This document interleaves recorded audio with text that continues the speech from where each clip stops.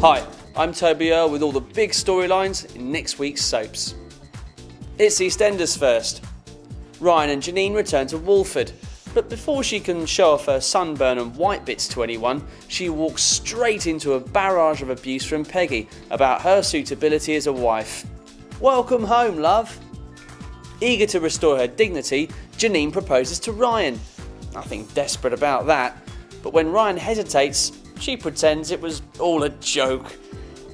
But later Ryan has a heart-to-heart with Whitney and reveals he's just a little mistrusting. Just a little. So after her pep talk, he gets down on one knee and proposes to Janine, and she delightedly accepts. Just stay away from the cliffs, Ryan.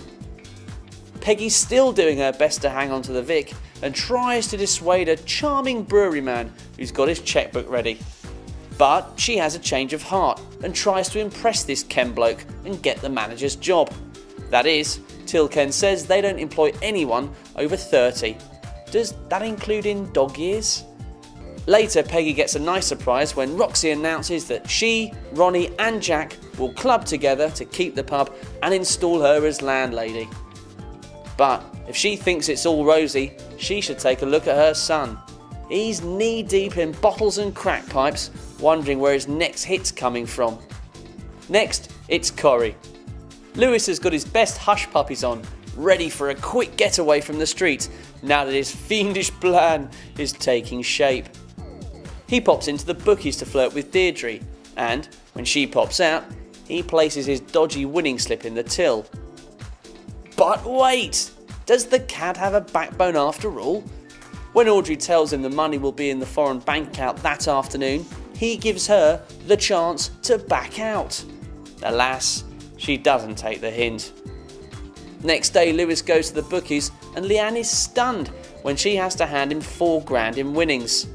Peter will be chuffed about that. He is, in fact, highly suspicious, and after checking the CCTV footage, realises Lewis has pulled a swift one. But when he goes to find him, oh, you can guess the rest.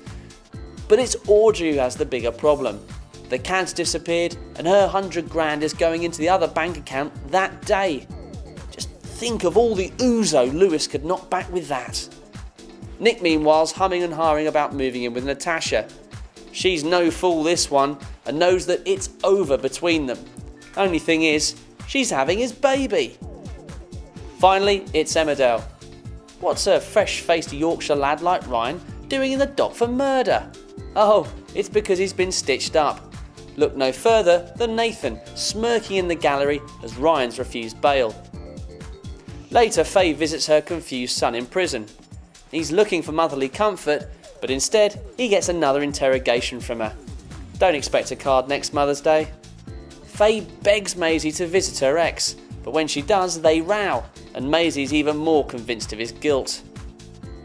Andy looks like he's about to blow another good thing when he annoys Adele with petty jealousy, then becomes suspicious when Adele turns down a lift to her babysitting gig. Katie's alarmed by Andy's mood swings, and when Adele turns him down, preferring a night out with Katie, he terrifies Katie when she spots him spying on them.